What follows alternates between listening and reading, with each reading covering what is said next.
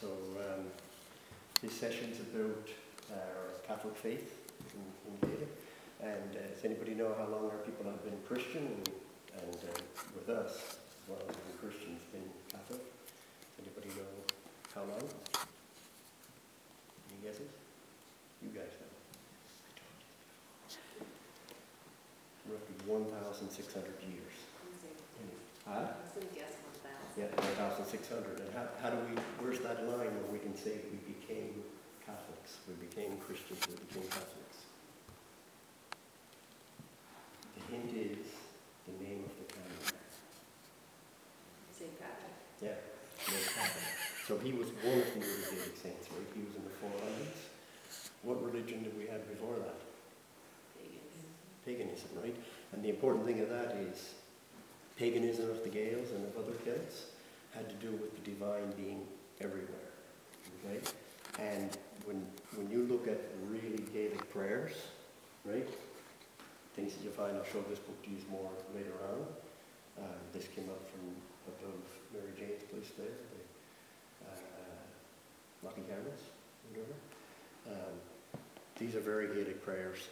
And in really Gaelic prayers, just like that song that they sang at the end of Mass, right? This day God gives me firmness of earth, all of these kind of things. It's that the divine is in everything like that. So there was a bunch of Gaelic prayers collected in the 1870s or so, and a couple of books called Carmen de Gadelica were put out.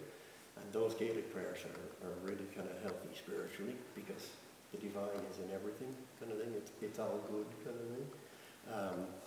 And that comes from the paganism view. So saints like Patrick and Bridget, who's Bridget? Bridget, right? And Colin Kidja and all of these ones, they took the message of Christ and they blended it in with how people were looking at the world in the first place and all that, right? And these old prayers reflect that a long time afterwards. Okay. Part of why this church is here and these people are over here is that back in Scotland, in 1560, Scotland officially, the religion of Scotland officially became Presbyterianism, Presbyterian faith. And from that time onwards, and I found out it was only until sometime in the maybe 20s or like that, it was illegal to practice the Catholic faith. Okay, there's penal laws against our people for hundreds of years. So even if you take a look around the church, Dan McGuinness brought this to my attention. When you go to churches of the Gaels, of the Scottish Gaels, compared to the French, let's say you're in the church down in Lochran, compare that to here, everything's pretty simple, right? You don't have the real high art and everything like that. Well, part of that was because if you were a priest back in Scotland, nobody could know that you were a priest other than Catholics. So you dressed the same as anybody else, and their churches were shut down and everything like that. So the masses were in houses or outdoors in fields, same as the Irish Catholics went through penal laws. The wind shakes the ground. The wind yeah. shakes the ground. So you would have lookouts watching to see that the local magistrate or British soldiers or what have you, like that, or a minister would find out where people were at, and then the authorities would come and arrest them for being at Mass, that arrest the priest and that. So if I was the priest and you guys were the faithful, right, the people coming, if I was arrested or if you were arrested, the first time, all your goods are confiscated, so I take it that means everything you own is confiscated. If you were caught a second time, you're banished from the kingdom, right, from Scotland, for 7 years. And then the priests often had to leave the country and then to come back. They're almost like spies kind of thing that have to be so secretively traveling around. And the third time that it caught, it was death. It put to death. So this stuff was fairly serious. And Father Rankin used to tell us in here that our faith was one of the main reasons why we were over here, because of the persecution of Catholics, that over here there was more freedom towards it. The first big bunch of Gaels to come to Nova Scotia was 1773 on the ship Hector. They're mostly, well, all probably Protestants. But 1 year before that, a bunch of Catholics came to PEI, Clanranald people. And that immigration was very much organized by the Catholic Church in Scotland and the Highlands, the to take Catholics over to a place where they could have freedom of religion, a better chance of it, because there was one MacDonald chieftain, he became a laird, MacDonald of Boysdale.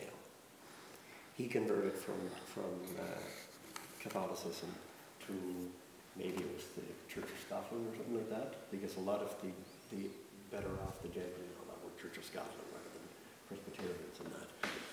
And part of him converting was in South Uist, so this is part of your history here. In South Uist, the people used to be out harvesting the seaweed to make kelp and that, and it was drudgery kind of thing.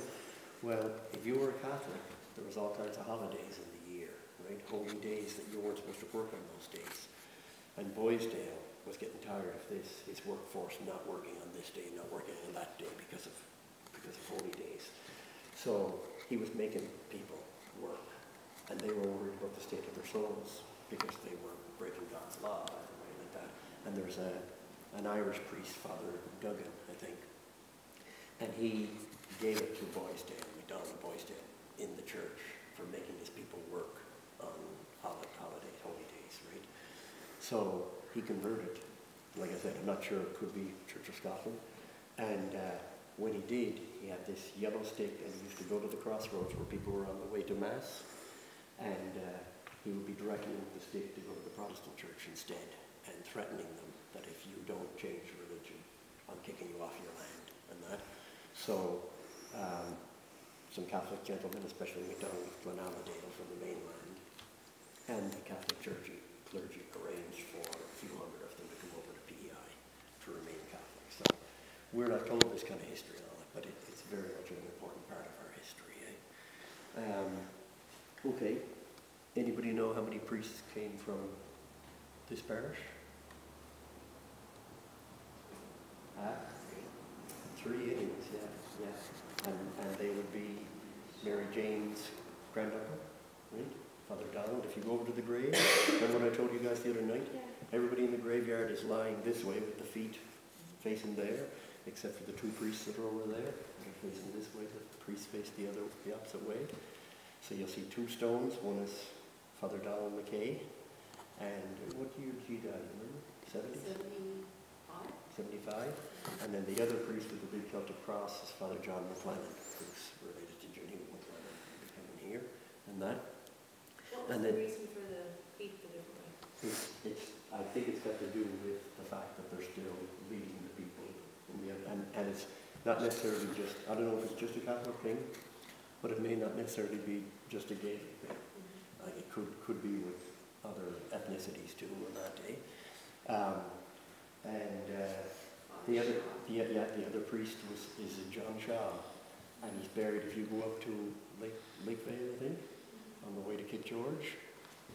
The road goes here, and the church runs this way. Right beside, halfway down the church, you'll see a kind of a pillar stone. It says Shaw on the bottom, and it's him. He grew up over at Big Alex, towards the foot of the mountain. But his mother was a Morrison woman, Protestant, and she was married to a Shaw, who was a Protestant.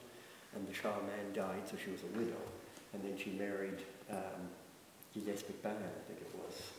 McCaffrey would be a relation of ours, who lived over there with Alex.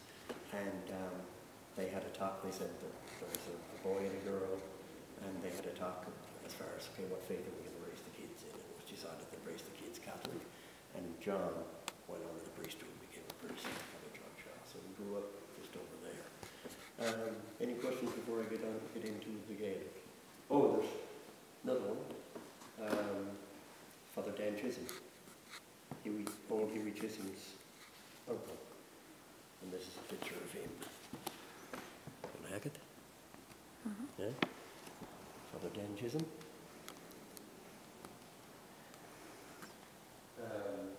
Being that I have picture shown, if I got another one here. Fellow came over, he may be related to myself and Patrick, came over as a priest, and it's Father Angus Bernard McCaffrey from Kinlochmoidre, Scotland. He became the first bishop of Charlottetown. And he would have been over here, even in this, before this was a parish, but in this area, and saying Mass in homes. And you know Lawrence McCaffrey's place down in Craignish? There used to be a barn there, and he had said Mass in the barn, and he had sisters came over to Judic and married in. And there's the first Graham, either Graham, first Graham or the first Innes, I can't remember which it is, was married to a sister of him. Anyway, say down in Judic. Okay, so Kimmeragappa Shiv, God. Gia. Gia, with a big D. Gia. If you're talking to God, what do you say? You're saying, hello, God. Ayeh. Did you ever hear anybody saying, yeah, right? God. Okay? So, Gia. And as Father was saying today, he was talking about the three-image. What do you think the three-image is? The three-image. The Trinity. Three-image. So what is an three-image neuve? An three-image neuve. The Holy. The Holy, no, an three-image. Oh, Holy. Three-image neuve. The Holy Trinity, right? An three-image neuve. And who is in an three-image neuve? We got every one of them. We say Gia, so we say Gia,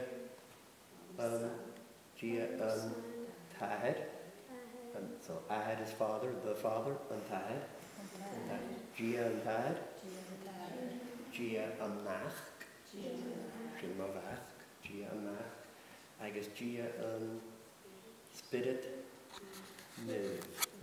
Neuve. So Neuve means sacred, holy, right? Neuve. It's also how you say saint. Neuve. Okay? So if you look up here, who's that? Neuve. Joseph. See what he's got in his hand? See those flowers? Right? Did you ever see a picture of him where he's got like a rod and there's flowers coming out of the top of it? That's from Christian folklore, where it says that when they were looking for Mary was a virgin, she was only young, they were looking for a husband for her, and that Joseph was a bachelor, not a bachelor, a wild bachelor. No, he was a widower, and he was a very upright man. So when they're trying to decide who's going to be the husband for Mary, all the men who were eligible had staffs, and they threw them into a pile. And when they threw them into the pile, flowers grew out of Joseph's staff, and he was chosen to be the husband of. So that's not Gaelic. That's just Catholic tradition there, eh? Okay. So Neuve Joseph. A female saint is Balneuve. Remember how to say Saint Bridget? Balneuve. Brige. Yeah. Balneuve Brige. A Balneuve Brige. Okay. So how do we say God? Gia. And three Persachan and Gia. Gia and Tahad. Gia and Mach. I guess Gia and Spirit Neuve. Gia and Spirit Neuve. Okay, being that we're doing this is, before I get to that, up top, that thing there, what's that? Crush. So Shin a crush. There's a little difference. That's Shikrosh Hashin. But there's a little difference, a big difference of the two, right? Okay? So this you just say crush. This you would say crush Casey. Iasa era crush. Jesus, Iasa. So Iasa was crucified. That Iasa era Casey.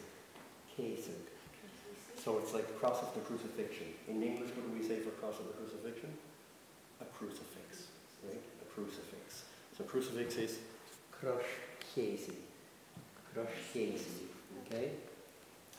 Shinna crush. Have I told you guys something significant about that crush right there in this church? Huh? Never told you? Huh? And why doesn't it want to stay straight? Did you hear? And look who McGinnis told me. I'm the last person that straightened that out. And when I went up there and I straightened it out, it felt tight in the place. And it felt like, okay, there's no reason why this should go either that way or this way. And then the Kiwi had told me, he said, every time you straighten it out, it works its way over, facing the graveyard. Yeah. Yeah. And it always does. Every time you see it straight, it turns over that way. And like I said, I'm the last person to straighten that in. And I was trying it because I was thinking like, okay, when you let it go, is it almost falling this way or something like that? Let's do another test. Huh? Get up there and straighten. Yeah. We don't need a step ladder for that. Yeah. Okay. So, crush is altar. So this is an altar. An altar. Used to be, back before the 60s, that this was an altar. And did you guys know that during Mass, used to be that the priest stood here like this, with his back to the people, eh? And then the Catholic Church changed, where the priest would face the people instead, and that's why you have the table. And do you know who built this one? Patrick's great-great-grandfather, my great-grandfather from Maplebrook, Dúil Rob McCaffrey, yeah, made this after Vatican II. Okay, so the altar, an altar, an altar, an altar. And if you wanted to say, so it's Hami ek an altar, if you wanted the genitive case of it is na altarach. So you'd say, I'm going towards Hami tau a yusi na altarach. Hami tau a yusi na altarach, Hami retuv na altarach, retuv na altarach. Okay. Tabernacle. I think what they'd say for tabernacle, I've never heard it in the church sense, but in the Old Testament, when they talk about in the tabernacle, they're talking about a tent. And the word they have for that in our word is pallion. Pallion is the tent. But in the tabernacle is Archierna, Archierna, our Lord, Chierna, and our Lord, Archierna, in the Blessed Sacrament, Sacrament Neuve. And to say the Blessed Sacrament, the Holy Sacrament, Antacrament Neuve. You guys remember how to say priest? But you guys ask Shelley, Kimera Gaffer Shiv? Priest. Sackers, right? Playing sackers. So think of sacrament, sackers. What do they sound like in another language? In English? Sacred, right? And where's that come from? Words like that? From Latin. Now, when the Gaels, before the Gaels were Christians, before they were Catholics, right? They wouldn't have words for certain things, and they looked at the world differently. When people like Neuve Patrick came, right, and other Gaelic saints, they not only brought the story of this fellow here, right, and what he had to say, his message, but they also brought all the stuff about the church. And part of what the church had was reading and writing. And if you're reading and writing, you have pens, and you have books, and this kind of stuff. So the words in Gaelic for pen, goes way back, okay, to Latin. Scriu, think of scribe, right? Scribbling. Script. Yeah, script, right? So other dialects say a scribe, we say a scriug, like that, but it comes from that. Lewer, how do we say lewer in Francais? Leave, right? Same word as lewer, right? Coming from Latin. And you are a leug, right? Which is close to lewer in a way. It's got a PH in the middle of it and that. And then the words for the religion and all that come from it as well, like altar, right? What's this big beautiful building? Echoish, yeah. So we're in church, Hashin Sanyekoish. Passions and Yekowish, okay? We say Ekowish. Other dialects say Ekelish. Ekelish. What words in English and in other languages are close to Ekelish? School. Huh? School? No.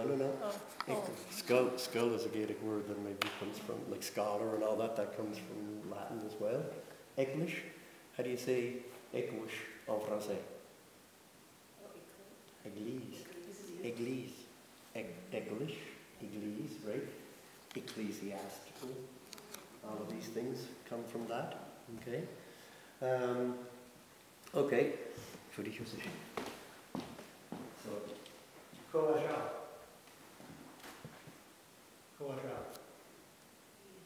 Iasa. What's his last name? Iasa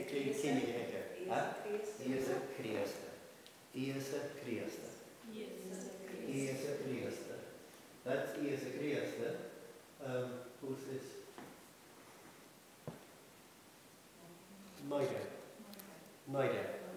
Maida. And the old people would usually say for Maida Vahid. The Mother Mary, Maida Vahid. The Virgin Mary, Anoi Maida. Anoi Maida.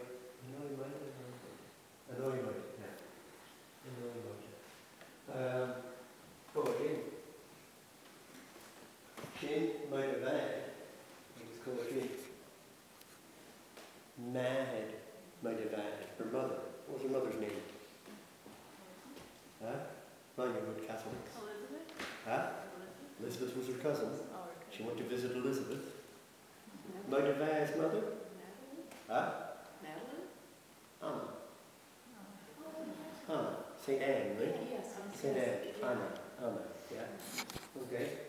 So, Iasa Kriasta, Maida Vahid, Gia, and three person on Gia. Gia Taha. Gia Mass. I guess Gia and Spirit. Now I'm going to teach you guys to bless yourselves. Okay? In Gaelic, you say that you're consecrating yourself. You would say it's the sign of the cross. Kahara Nakrasha. Kahara Nakrasha. But if I was going to ask you to bless yourself, I'd say Kosherik Uhain. Kosherik Uhain. Kosherik Uhain. Kosherik Uhain. So everybody, Kosherik Uhain, you say in the name of an Enem, Anahad, Agus a Vich, and of the Son, Agus a Vich, Agus a Spirit, Naive, Amen. And then in Anahad, Agus a Vich, Agus a Spirit, Naive, Amen. I noticed something else over here that I was going to tell you about. You got to get a shot. Yeah, and learn from AJ to remember, think of your ankle, because it's almost like that ankle, I guess ankle, and more than one is island. So you'd say for the angel and the angels, Antaiko, Nahailan. Yeah. Priest was Sakers, right? Sounds like sacred. Sakers. Plural, Sakers. You'll see Sakerspan. Sakers just better. Yeah. So unsakers, Nasakers. And the house of the priest down there, of the priest is Untakers. So it's Tei Untakers. The house of the priest, the Glee house. Tei Untakers. Go on, Jim. No, Francie.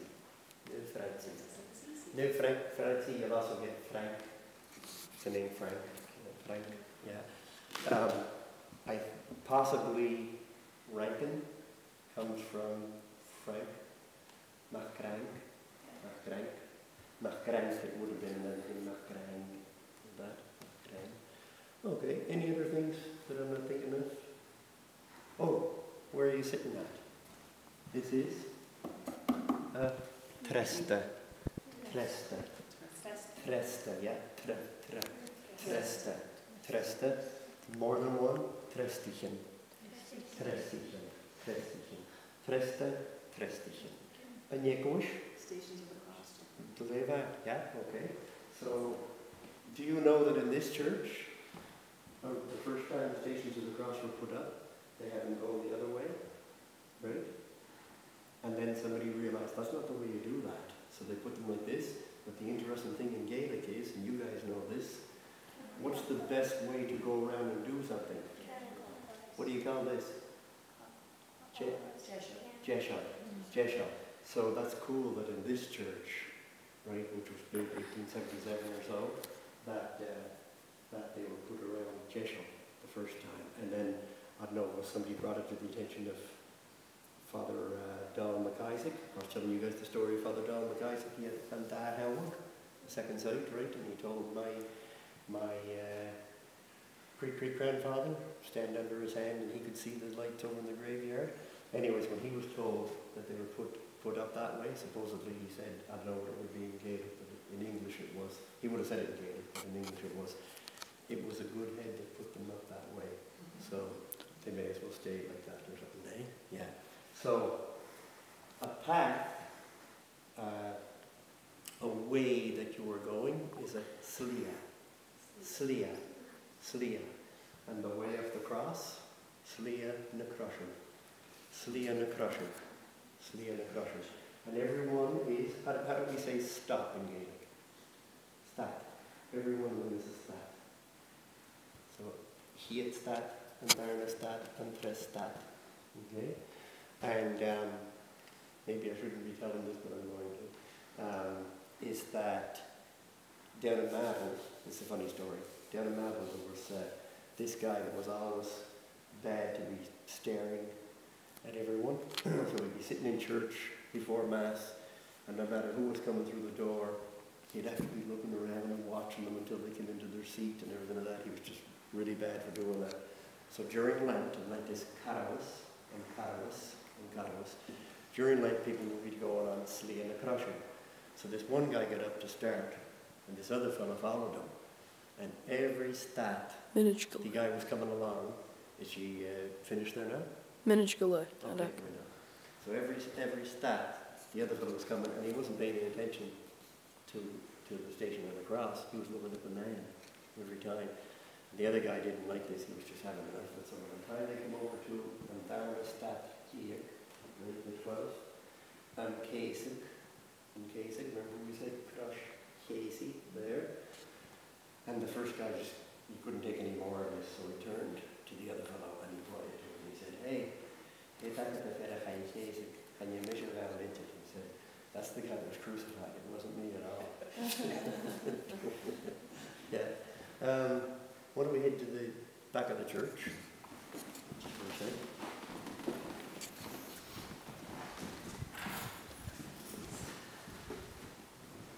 Three kids are coach chick. Okay. 52 Tasha Gríist.